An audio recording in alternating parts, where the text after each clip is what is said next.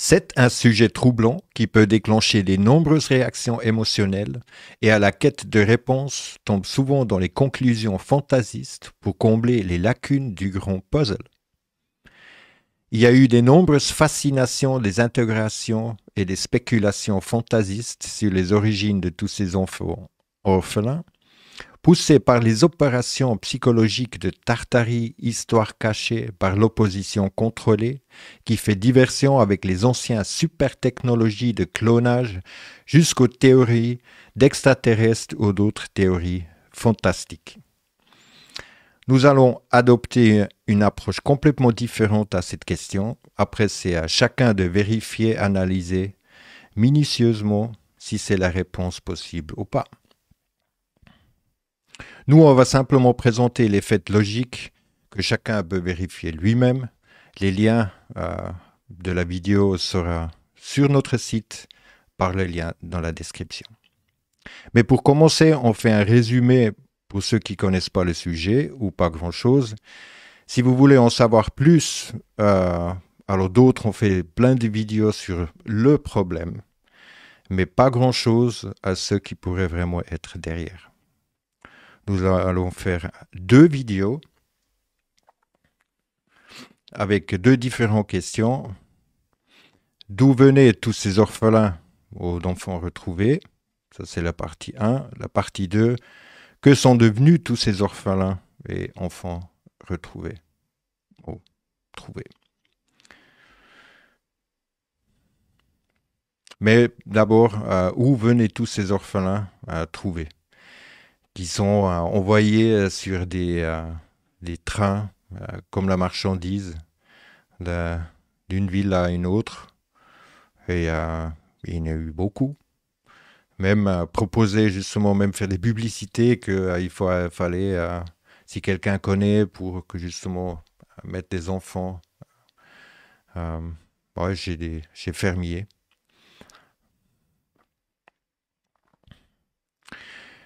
Le mouvement des trains orphelins était un programme d'aide sociale supervisé qui transportait les enfants de villes surpeuplées de l'Est des États-Unis vers les foyers accueil situés principalement dans les zones rurales du Midwest. Les trains orphelins ont fonctionné entre 1854 et 1929, déplaçant environ 200 000 enfants. Il y en a sûrement eu plus, mais c'était la première fois qu'ils étaient comptés, puis c'était un programme social, donc l'aide sociale, comme ils disent ça. Charles Loring Brace, qui a développé le système de train orphelin, s'est inspiré déjà des programmes similaires au Royaume-Uni et en Allemagne. Les enfants britanniques étaient parfois déplacés du Royaume-Uni vers le Canada ou l'Australie. Et ils étaient appelés les enfants du foyer. Donc il y a eu plein de cartes postales où on célébrait ces trains. Et bien sûr, il ne faut pas oublier la cigogne. On va en parler un petit peu plus sur tout le côté occulte derrière tout cela aussi. Mais proposer comme des œufs qui poussent dans le poulailler, sur des bateaux. Justement, les graines de choux ou les bébés choux proposés comme des légumes récoltés et donnés au maître. Après, justement, on peut se poser la question, c'est pourquoi on a fait ça, qui a fait ça, et puis on trouve très peu d'informations vraiment dessus. Mais ça montre déjà, en fait, la mentalité à ce moment-là avec ces bébés. C'est ça qui est aussi important de comprendre. Et on pourrait dire que c'est les premières Photoshop, hein, comme ici. Bonne occasion, ne pleure jamais, toujours le sourire, serait toujours sage. À vendre. Encore une fois, si c'est juste mise en scène pour rigoler, mais la mentalité, c'est horrible. Après, il y a eu cette histoire justement que les enfants pourraient même être envoyés par la poste aux États-Unis. Effectivement, on pouvait envoyer tout par la poste. Euh, Après, il y a eu ces images-là. Bien sûr, ça, c'est des mises en scène pour illustrer que c'était possible. C'était pas vraiment le cas. Il y avait eu un cas connu qu'on a trouvé. Et ça s'est sûrement aussi passé, mais ça, c'est encore une fois, ça, c'est pas la bonne direction. Mais encore une fois, les cartes postales et puis tout, comment on propose tout ça. Et là, il y a justement ce Alice Gay, hein, Guy, on dirait plutôt ouais, soit il est gay ou soit c'est un homme. Premier film, alors première directrice et première actrice, voilà. Et là, on le met sans son. Les vidéos ils sont dans la description sur le lien. Vous pouvez les voir, mais elle récolte des bébés, les pose par terre, mais comme pam, par terre. C'est un autre. Bon, c'est pas le bon format. Il y a une autre où on voit vraiment, mais elle les sort des choux. Et puis, apparemment, ça n'a pas l'air de déranger beaucoup. Euh, Elle s'appelait comment déjà ça? Ouais, le fait des choux. Et là, la sage-femme des premières classes. Première classe. Hein. On va voir qu'est-ce que fait la sage-femme de première classe. Ben, elle va vendre, acheter un enfant. Donc là, ils regardent, ils choisissent, elle n'aime pas trop il a l'air pas trop vivant, et puis ils vont derrière réserver. Et là, ils récoltent des bébés, ils les mettent tous par terre aussi. C'est des vrais bébés, hein, pourtant. Donc, déjà, voilà. Donc, allez-y voir le truc, c'est plutôt, ouais, ça a plutôt l'air horrible. Après, comment on dit, les incubateurs avec des enfants vivants, des couveuses, on dit des couveuses. Et puis ça, c'était justement dans les expositions mondiales, au milieu des gens, on les proposait ça comme des enfants vivants, euh, comme ça. Ah, voilà. Là, c'était en 1937, mais ils avaient commencé ça déjà avant. Donc, les couveuses étaient encore relativement nouvelles lorsque Cooney s'est installé à Coney Island, mise en point pour le nourrisson dans les années 1880 à Paris, quand il présentait la première fois les incubateurs avec des bébés à l'exposition Berlin en 1896. Ouais. Puis les gens, ils pouvaient regarder, exposé comme une attraction à côté, dans les différentes. Ici aussi, là, un autre. Voilà. Et maintenant, tous ces orphelins, toutes ces maisons orphelins, en fait, qui ont explosé à partir de 1700, autour de 1740, euh, partout, on trouve des énormes, justement, pas seulement des petits, mais aussi des plus âgés, des énormes, voilà. Souvent l'église, justement, ils appelaient ça les hospitals, c'était ça, l'hôpital, ça vient de là. Donc des trucs géants, encore une fois, ça c'est un dessin, encore une fois un dessin du premier, un des premiers, plus gros, au Royaume-Uni. Ici à Moscou, hein, il est toujours debout celui-là, après des énormes écoles, et puis ça, voilà, ça n'a pas l'air de déranger grand-chose. Donc la question, où venaient ces enfants? Et là, on va peut-être décevoir des gens. Aussi, la question, c'est où sont les parents, hein? Et puis, qui sont ces parents? La réponse est la révolution industrielle. Puis là, c'est clair, il y a beaucoup qui vont dire, ah, mais si on réfléchit logiquement, avant la révolution industrielle, les gens, ils travaillaient dans les champs, ils pouvaient s'occuper encore des enfants, ils pouvaient prendre les enfants avec eux. Après, c'était dans les usines, et ben, les enfants, il fallait bien les placer quelque part. Ici, si on regarde seulement aux États-Unis, entre 1790 et 2000, euh, donc 9 sur 10 travaillaient dans les champs. Ça, c'est en 1800 pour la personne qui profitait. En 1920, c'est déjà 3 sur 10. Ou plus que 3 sur 10. Ça veut dire 7 personnes ne travaillent plus dans les champs. Ils travaillent ailleurs. Encore une fois, 1920, et aujourd'hui, bientôt, il n'y a plus personne. Aujourd'hui, c'est 0,6%. Ça, c'est aux États-Unis. Bien sûr, ça ne correspond pas sur la Terre entière. Si on regarde, c'était justement, peut-être, on est encore 2 sur 10 dans le monde entier qui font la nourriture pour les autres. C'est simple, rien que ça devrait déjà montrer à quel point, en fait, que c'est l'État qui doit s'occuper. Et encore une fois, on va venir pourquoi. Mais aussi tout le système feudal, bien sûr, la pyramide feudale, où avant les gens ils récoltaient dans leur propre environnement, disons, il n'y avait pas vraiment la cultivation.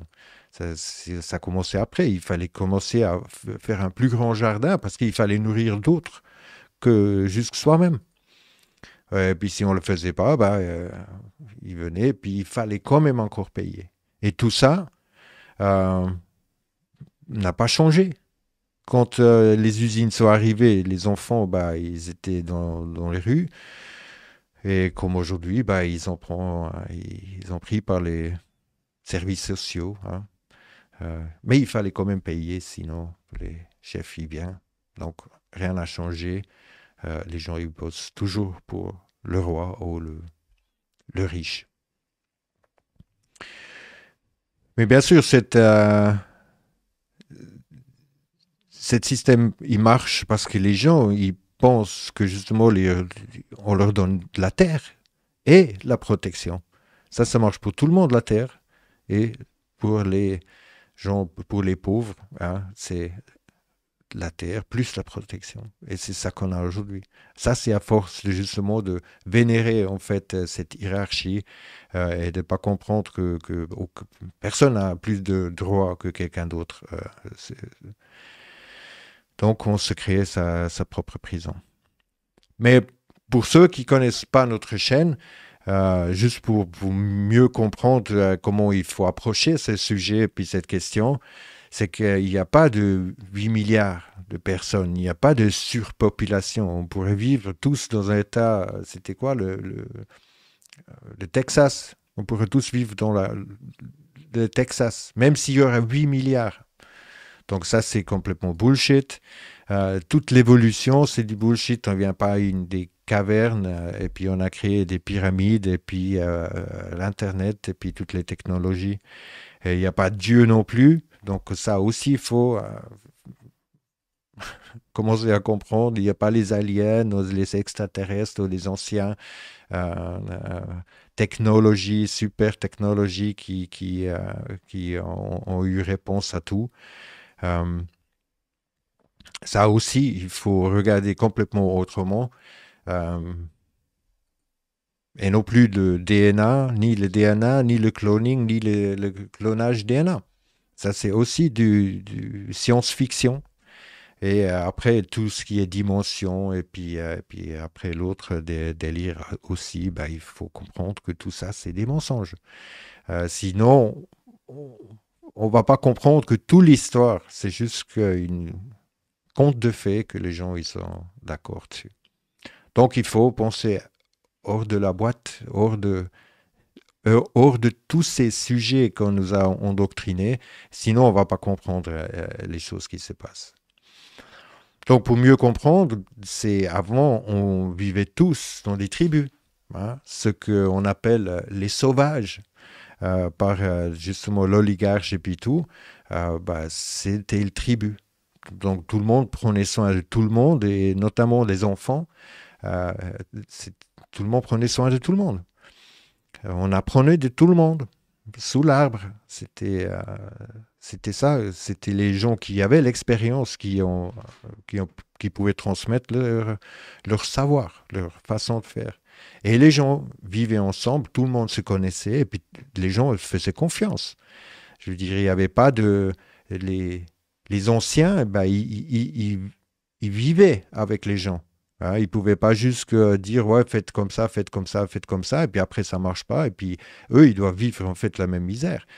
Donc ça, tout ça, ça a changé à partir du moment où il y a des représentants, des politiciens ou des gouverneurs ou des Césars ou des comme ça qu'on a commencé à accepter justement dans ce système féodal.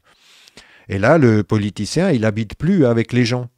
Lui, il habite dans le palace et les gens ont commencé plus en plus à justement euh, à négliger. Mais la confiance, elle était toujours la même. Donc les gens dans le village et tout, ils faisaient toujours confiance au chef du village, même s'il n'habitait plus là. Puis même encore aujourd'hui, on peut voir comment ça se passe aujourd'hui. Donc les villages, ils étaient échangés avec des ghettos ou des villes.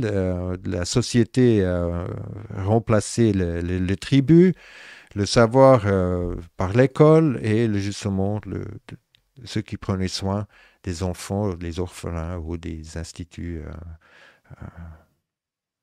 de confiance, bien sûr. Donc ça vient de là. C'est comme ça que les gens, ils ont eu confiance de donner des enfants un peu à n'importe qui. Et puis justement, même aujourd'hui, les, les gens, ils amènent les enfants à l'école. Alors, ça fait pas bien. Hein. Après, les gens, ça c'est encore une autre question. Donc même la famille, c'est une invention.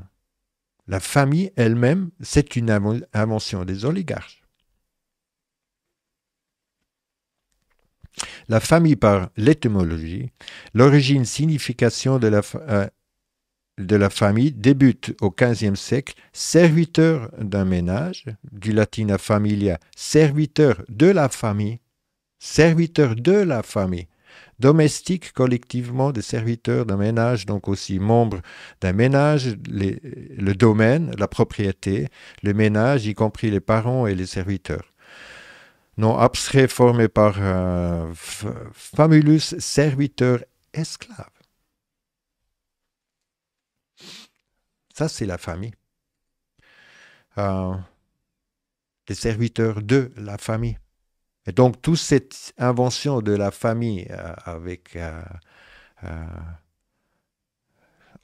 justement, ça a disparu à travers des familles. Ils ont remplacé le tribut par des familles. Et si on veut regarder même les familles, les parents, est une invention du XVe siècle. Donc tout ça, c'est des titres, c'est des occupations qu'on a données aux gens, euh, pour qui doit gérer comment les choses.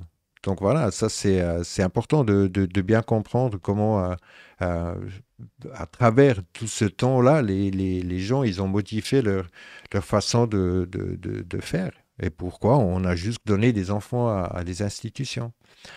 Un grand nombre d'enfants placés dans les institutions n'étaient pas complètement orphelins. En fait, entre 1847 et 1869, un examen des asiles protestants des orphelins Saint-Louis dans les Missouri a révélé que seulement 27% des enfants étaient des orphelins complets, 1 sur 4.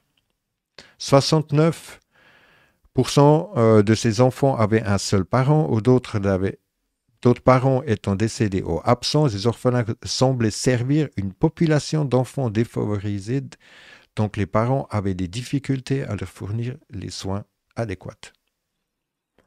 Il est intéressant ce document-là, on va le mettre en lien aussi. Mais maintenant, pourquoi les parents feraient ce genre de choses?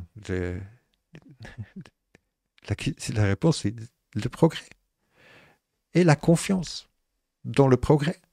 On leur a vendu tout le temps une meilleure vie. Donc les tribus étaient remplacées par les sociétés, que chacun il prenait soin des enfants ou de tout le monde.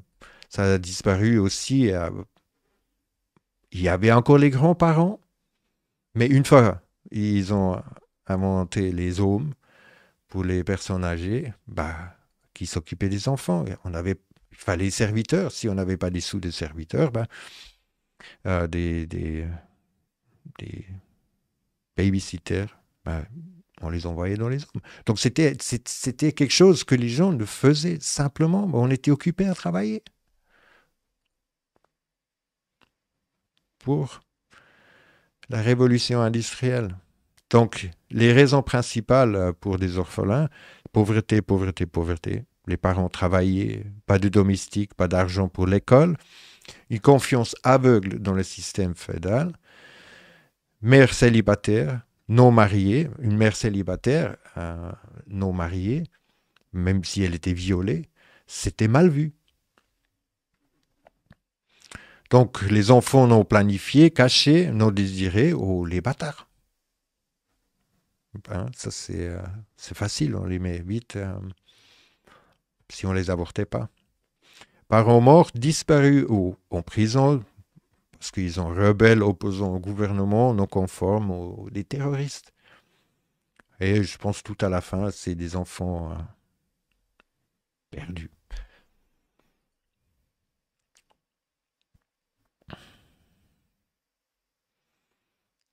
Les Romains ont créé leur premier orphelinat vers l'an 400. Okay. La loi juive prescrivait de prendre soin de la veuve et des orphelins, et la loi athénienne soutenait tous les orphelins, ceux qui étaient tués au service militaire jusqu'à l'âge de 18 ans. Intéressant aussi. Platon dit « Les orphelins doivent être placés sous la garde tuteur public ». Ceux qui font encore confiance à Platon. Voilà. Après ça, c'est le plus ancien, le plus vieux orphelin de 1400 en Firenze, Italie. Il est lent, l'ordinateur. La loi sur l'adoption des enfants à Massachusetts, promulguée en 1851, au même temps que le train orphelin. Donc les lois de protection d'enfants ou d'adoption, non, même pas protection, ça c'est venu plus tard. L'adoption, il fallait bien le rendre légal pour faire les trains d'orphelins. Les adoptions, elles étaient légalisées pour la première fois en Angleterre, pays Galles, avec l'adoption de la loi sur l'adoption de 1926. En Irlande du Nord, 1929 et en Écosse, 1930. Mais tous ces enfants qui sont déjà faits, c'est donc illégal qui sont faits. Voilà, tous ces trains qui sont déjà faits en Angleterre. Donc, si on prend en considération 1750, si on commence à regarder à partir de là, où il y a toutes ces explosions justement d'orphelins et puis pour des enfants perdus, où il y a le train qui a commencé à 1850 jusqu'à 1930. Et puis il y a aussi cette histoire de couveuse autour de 1900. On regarde la première révolution industrielle, 1750. Les lois, justement, pour que les enfants ne pouvaient plus travailler dans les usines, 1841. Ça remplit aussi les trains. Et puis après la deuxième révolution industrielle, 1870, là on voit bien que ça remplit aussi pas mal de raisons. Par la suite, Il y a tout le féminisme qui a commencé en 1850. Et aussi, justement, que les femmes pouvaient voter. Ça donne d'indépendance pour les femmes. Donc, les enfants, ils doivent bien être placés aussi quelque part. Ça, c'est tous des raisons qui accumulent toujours plus d'enfants. Et puis après, l'école obligatoire qui commence aussi. Mais 1852. En 1950, donc la troisième révolution industrielle, et là, l'explosion de toutes les orphelins, ou les maisons orphelins, et l'orphelin en général. Ça, c'est juste pour les États-Unis. Il commençait à 100 000 en 1950 et ils ont fini presque à un demi-million. Et maintenant, ça explose, bien sûr.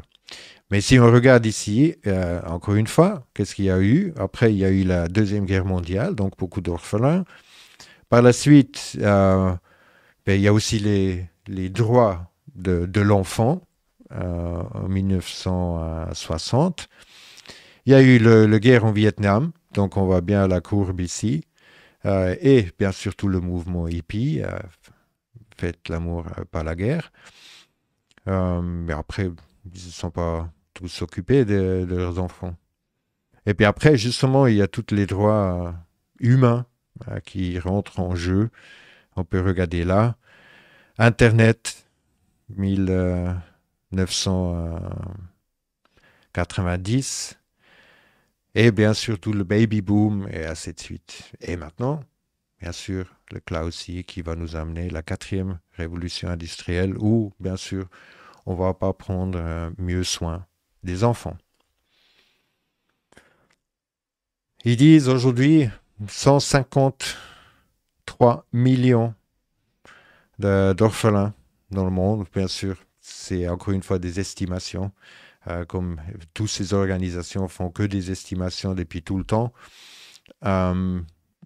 Et puis on n'a pas parlé des enfants justement disparus, qui disparaissent tous les ans, tous les enfants de la guerre qui sont morts, et puis ainsi de suite. Donc voilà. Mais il y a autre chose peut-être que vous avez noté, c'est que on parlait dans ces orphelins et puis dans ces trains, on parlait que des enfants blancs. On n'a pas encore parlé justement de tous ces orphelins de l'Australie qu'ils n'arrivaient pas justement à mettre dans le cas des orphelins et les vendre comme adoption. Et puis aussi en Australie, en Amérique, aussi tous les Afro-Américains, tous les Indiens en Amérique et tous les Indiens en Inde et partout. Bien sûr, on n'a pas encore parlé, mais ça, on va parler dans la deuxième partie. Donc, où la question, dans la deuxième partie, qu'est-ce qui est devenu avec ces enfants? Qui sont devenus ces enfants? Où sont-ils? Et quel poste ils ont pris? Et combien peut-être justement dans l'ensemble, quand on peut peut-être regarder pour aussi mieux comprendre que peut-être on est beaucoup moins que 1 milliard. Aujourd'hui, si en 1900 on était 1 milliard, pourquoi aujourd'hui on sera tellement s'il y a tellement de guerres, d'abus, et sans parler encore des pédophiles. Donc aussi les effets et les conséquences de tous ces orphelins, puis qu'est-ce qui est arrivé aux non-blancs, pourquoi et qui a payé pour ces orphelinats, les soins, les éducations, la nourriture, les vêtements, etc. Pourquoi les orphelins sont utiles pour le gouvernement? Ça, c'est aussi très important. Et bien sûr, l'état mental et les traumatismes lorsqu'ils sont adultes. Et encore bien plus dans la deuxième partie. En attendant, si vous voulez regarder sur Telegram, où on a collecté pas mal de choses déjà, et puis qu'on est en train d'exposer encore plus. Des vidéos, des images, des photos, principalement en deux langues, mais aussi en anglais, mais on peut aussi traduire. et des liens, et ainsi de suite. Voilà. Donc, en résumé, si les gens préfèrent la version alien ovni avec le clonage des super technologies anciens, c'est leur choix, mais personne ne peut refuser le fait ce que la révolution industrielle a fait. Cette affaire d'orphelins se produit aujourd'hui plus que jamais. C'est les nombres élevés d'enlèvements par la protection d'enfance, sans aucune raison, souvent, très souvent, quasi tout le temps. Il y a peu de cas où on protège vraiment les enfants, et ce qui leur arrive après coup, c'est souvent encore pire. Mais tout ça, c'est légal. Donc, c'est le kidnapping des enfants légal le plus grand au monde. Il est important de réaliser comment le système veut des bébés seuls, ouais, pour se mettre en place son système de gouvernement mondial unique de Babylone. Plus bientôt, restez à l'écoute. Merci d'avoir regardé.